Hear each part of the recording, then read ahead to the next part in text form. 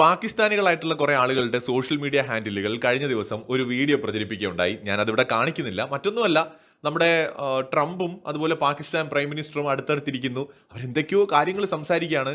നമ്മുടെ ഷഹബാസ് ഷെരീഫ് ഇങ്ങനെ വിരൽ ചൂണ്ടി മുന്നിലേക്ക് എന്തോ കാണിക്കുന്നു, എന്നിട്ട് ചിരിക്കുന്നു. വളരെ സൗഹൃദപരമായിട്ടുള്ള ഒരു കൂടിക്കാഴ്ച എന്ന് തോന്നിപ്പിക്കുന്ന വിധത്തിൽ ഇരു നേതാക്കളും ഇരിക്കുകയാണ്. കണ്ടില്ലേ, ഞങ്ങളുടെ പ്രൈം മിനിസ്റ്റർ എവിടെ വരെ എത്തിയിരിക്കുന്നു നോക്കൂ, അമേരിക്കൻ പ്രസിഡന്റിന്റെ കൂടെയാണ് അദ്ദേഹം ഇരിക്കുന്നത് എന്നൊക്കെ പറഞ്ഞുകൊണ്ട് ഒരുപാട് പാകിസ്ഥാനി സുഹൃത്തുക്കൾ ഇത് വലിയ സംഭവമായിട്ടൊക്കെ കാണിക്കുന്നുണ്ട്. മേ ബി അവർക്കിത് ഒരു വലിയ സംഭവം തന്നെ ആയിരിക്കാം കേട്ടോ. കാരണം പൊതുവേ ഈ പാകിസ്ഥാന് അന്താരാഷ്ട്ര വേദികളിൽ കാര്യമായ വിലയൊന്നും കിട്ടാറില്ല. അപ്പൊ അതുകൊണ്ട് തന്നെ ഞാൻ അവരെ ഇൻസൾട്ട് ചെയ്തുകൊണ്ടല്ല പറയുന്നത്, അതത്ര നല്ലതാണെന്ന് തോന്നുന്നില്ല. പക്ഷെ അതുകൊണ്ട് തന്നെ അവർക്കിതൊരു വലിയ സംഭവമാണ്. ഇതിന്റെ ഇടയിൽ കൂടെ ചില പാകിസ്ഥാനികൾ ഇന്ത്യക്ക് ഇട്ട് കുത്താനും മറക്കുന്നൊന്നുമില്ല കേട്ടോ. അത് അവരുടെ സ്ഥിരം ശൈലിയാണല്ലോ. ഇതിൽ ഇൻട്രസ്റ്റിംഗ് കാര്യം, ഈ സംഭവങ്ങളൊക്കെ നടക്കുന്നത് ബോർഡ് ഓഫ് പീസ് എന്ന് പറയുന്ന അമേരിക്കയുടെ പുതിയൊരു ഇനിഷ്യേറ്റീവിന്റെ ഭാഗമായിട്ടാണ്. അതായത് ഡൊണാൾഡ് ട്രംപിന് തോന്നി ഈ യുണൈറ്റഡ് നേഷൻസ് എന്ന് പറയുന്നത് ഓൾറെഡി 5 രാജ്യങ്ങൾക്ക് വീറ്റോ പവറുള്ള രക്ഷാസമിതിയുടെ മേൽ നിലനിൽക്കുന്ന ഒരു സംവിധാനമാണ്. ഇന്ത്യ ഉൾപ്പെടെയുള്ള രാജ്യങ്ങൾ അവിടെ വീറ്റോ പവർ വേണമെന്ന് പറഞ്ഞ് നിൽക്കുകയാണ്. സോ അവിടെ US എന്തെങ്കിലും ഒരു സ്പെഷ്യൽ പവർ ഇല്ലല്ലോ. ഒരു കാര്യം ചെയ്യാം, ഒരു പുതിയ സംവിധാനം ഉണ്ടാക്കാം. UN ഒക്കെ അവിടെ ഇരിക്കട്ടെ, അതിനും മുകളിൽ ഒരു പുതിയ സംവിധാനം ഉണ്ടാക്കാം എന്ന് പറഞ്ഞുകൊണ്ട് ആ ഉദ്ദേശത്തോടെ ട്രംപ് ഉണ്ടാക്കുന്ന ഒരു സാധനമാണ് ബോർഡ് ഓഫ് പീസ്. ലോകത്ത് സമാധാനം ഉണ്ടാക്കുക എന്നതാണ് ഇതിന്റെ ലക്ഷ്യമെന്ന് പറയുന്നത്. പ്രത്യേകിച്ച് ഗാസയിൽ നിന്നാണ് അവർ തുടങ്ങുക. ഗാസയിൽ ആദ്യത്തെ സമാധാനം ഉണ്ടാവട്ടെ, അങ്ങനെ ഓരോന്നായിട്ട് സമാധാനം ഉണ്ടാക്കുക എന്നതാണ് ബോർഡ് ഓഫ് പീസിന്റെ ലക്ഷ്യം. അപ്പൊ ഈ ബോർഡ് ഓഫ് പീസിന്റെ ഭാഗമായിട്ട് ഇന്ത്യക്ക് ക്ഷണം ഉണ്ടായിരുന്നു കേട്ടോ. അമേരിക്കയുടെ ഇന്ത്യയെ ക്ഷണിച്ചു, റഷ്യയെ ക്ഷണിച്ചു, ചൈനയെ ക്ഷണിച്ചു. പക്ഷെ ഇന്ത്യ നോക്കട്ടെ, ഉടനെ നമ്മൾ അതിൽ ജോയിൻ ചെയ്യുന്നതിനെ കുറിച്ച് ആലോചിക്കുന്നില്ല. ഇതെങ്ങനെ പോകുമെന്നൊക്കെ നോക്കിയിട്ട് പറയാം എന്നുള്ള രീതിയിൽ ഇന്ത്യ തൽക്കാലം ഇതിന്റെ ഭാഗമാകണ്ട എന്ന് പറഞ്ഞ് നിൽക്കുകയാണ്. എന്ന് പറഞ്ഞ് തീർത്തും ഇതിന്റെ ഭാഗമാകില്ല എന്നൊന്നും പറഞ്ഞിട്ടില്ല. അത് റഷ്യയും പറഞ്ഞിട്ടില്ല. പുടിനും പറഞ്ഞത് നല്ലൊരു ഇനിഷ്യേറ്റീവ് ഒക്കെയാണ്, നമുക്ക് നോക്കാം, ഞങ്ങളിത് ഞങ്ങളുടെ സുഹൃത്തുക്കളുമായിട്ടൊക്കെ ഒന്ന് ആലോചിക്കട്ടെ എന്നിട്ട് ഞങ്ങൾ പറയാമെന്നാണ് പുടിൻ പറഞ്ഞത്. അതുപോലെ ഇന്ത്യ ഈ വിഷയത്തിൽ ഇതിനെക്കുറിച്ച് പ്രതികരിക്കാൻ ഇപ്പോൾ തൽക്കാലം ഇന്ത്യ താല്പര്യപ്പെടുന്നില്ല. അതിൽ പങ്കെടുക്കാനും ഇന്ത്യ ഇല്ല. ഈ ബോർഡ് ഓഫ് പീസിൽ അപ്പോൾ സ്വാഭാവികമായിട്ട് എല്ലാവരുടെ മനസ്സിലൊരു ചോദ്യം വരും, ആരൊക്കെയാണ് ഈ ബോർഡ് ഓഫ് പീസിൽ ഉള്ളത് എന്നൊരു സാധനം, ആരൊക്കെയാണ് ഇതിന്റെ ഭാഗമായിട്ടുള്ളത്? അവിടെയാണ് ഇതിലെ എല്ലാ കാര്യങ്ങളും ഒളിഞ്ഞിരിക്കുന്നത്. അപ്പോൾ നമുക്ക് ബോർഡ് ഓഫ് പീസിലെ മെമ്പേഴ്സിനെ ആദ്യം ഒന്ന് നോക്കാം.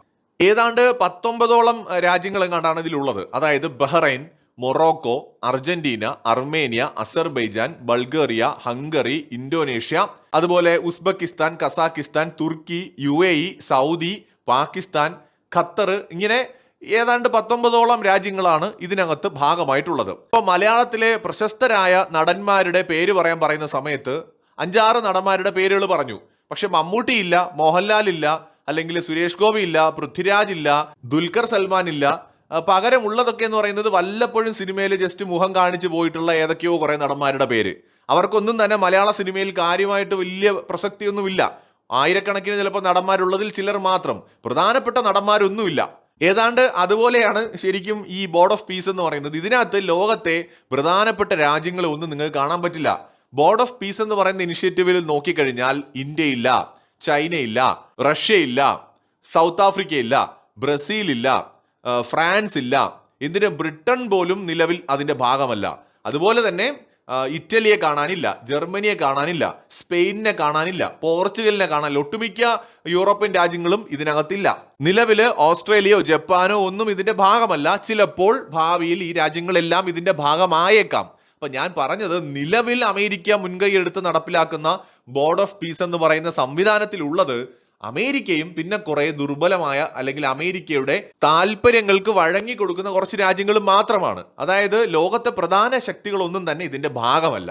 അപ്പോൾ അങ്ങനത്തെ ഒരു സമ്മേളനത്തിലാണ് ട്രംപിന്റെ അടുത്തിരുന്നും കൊണ്ട് എന്തൊക്കെയോ കാര്യങ്ങൾ നമ്മുടെ പാകിസ്ഥാൻ പ്രധാനമന്ത്രി പറയുന്നു. അതിലൊക്കെ വലിയ സംഭവമാണോന്നൊന്നും എനിക്കറിയില്ല. ഇപ്പോൾ 2 രാഷ്ട്ര തലവന്മാരാണ്, ചെറിയ രാജ്യമോ വലിയ രാജ്യമോ എന്നുള്ളതല്ല. അവർ പരസ്പരം സംസാരിക്കുന്നതൊക്കെ അല്ല വേണ്ടത്. പ്രത്യേകിച്ച് അമേരിക്കയോട് എപ്പോഴും ഒരു വിധേയത്വം പാകിസ്ഥാൻ ഉണ്ട്. ഇപ്പൊ ഞാൻ ഈ വീഡിയോ ചെയ്യുന്ന സമയത്ത് പാകിസ്ഥാനിലെ പ്രതിപക്ഷ പാർട്ടികൾ ഭരണകക്ഷിക്കെതിരെ ശക്തമായ പ്രതികരണം നടത്തിയിരിക്കുകയാണ് ഇതിൽ പോയി ചേർന്നതിന്. അപ്പൊ ഇവിടെ പാകിസ്ഥാൻ ഉൾപ്പെടെയുള്ള ഇതിലുള്ള മെജോറിറ്റി രാജ്യങ്ങളും ഒന്നുകിൽ അമേരിക്കയുടെ സാമന്ത രാഷ്ട്രങ്ങൾ അല്ലെങ്കിൽ അമേരിക്കയുടെ താല്പര്യങ്ങൾക്ക് വഴങ്ങി കൊടുക്കുന്ന രാജ്യങ്ങളാണ് പൂർണ്ണമായും. ഈവൻ നമ്മുടെ UAE പോലും സങ്കടമുള്ള കാര്യമാണ്. UAEക്ക് സ്വതന്ത്രമായ ഫോറിൻ പോളിസിയൊക്കെ വേണമെന്ന് ആഗ്രഹമുണ്ട്. പക്ഷേ UAE അങ്ങനെ ഒന്ന് ചിന്തിച്ചാൽ മതി, ഉടനെ തന്നെ UAEയിൽ മറ്റേ വസന്തം പൊട്ടി വിടരാൻ തുടങ്ങും. UAEയിലെ യുവാക്കൾക്ക് പെട്ടെന്ന് സ്വാതന്ത്ര്യം വേണമെന്ന് തോന്നും. ഇതാണല്ലോ അമേരിക്കയുടെ ഒരു ശൈലി.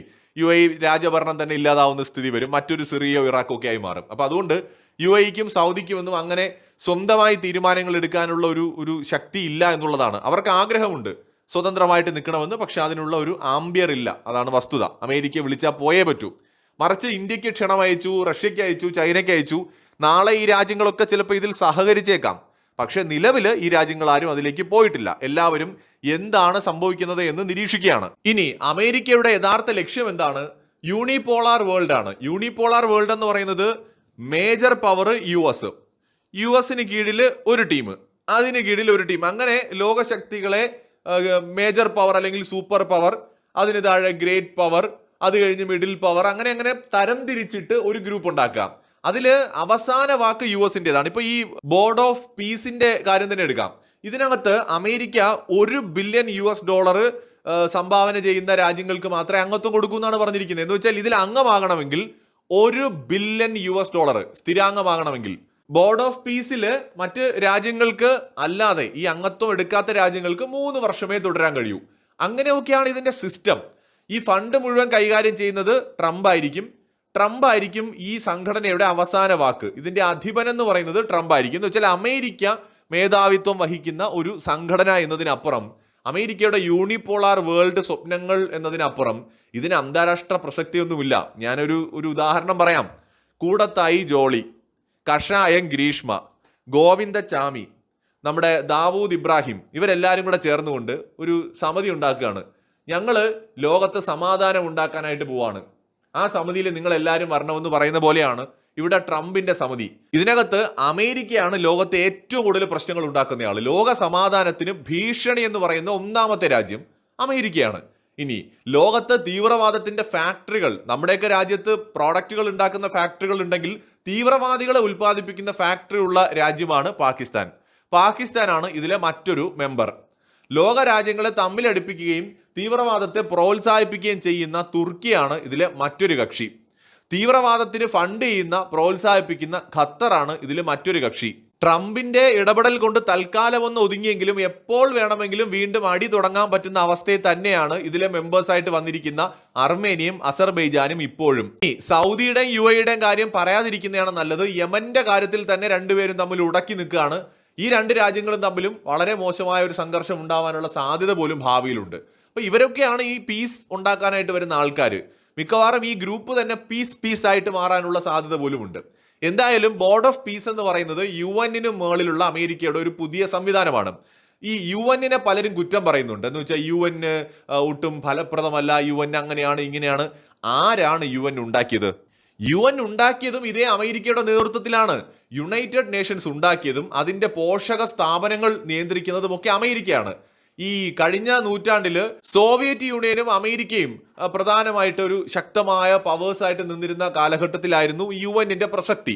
സോവിയറ്റ് യൂണിയൻ തകർന്നതോടെ അമേരിക്ക UN-നെ മൊത്തത്തില് കയ്യിലങ്ങെടുത്തു. എല്ലാ സംഘടനകളെയും അവരുടെ നിയന്ത്രണത്തിലാക്കി പരിപൂർണമായിട്ട്. അത് കഴിഞ്ഞ് ചൈന ഒരു മേജർ പവറായിട്ട് വരാൻ തുടങ്ങിയപ്പോൾ ചൈന എന്ത് ചെയ്തു?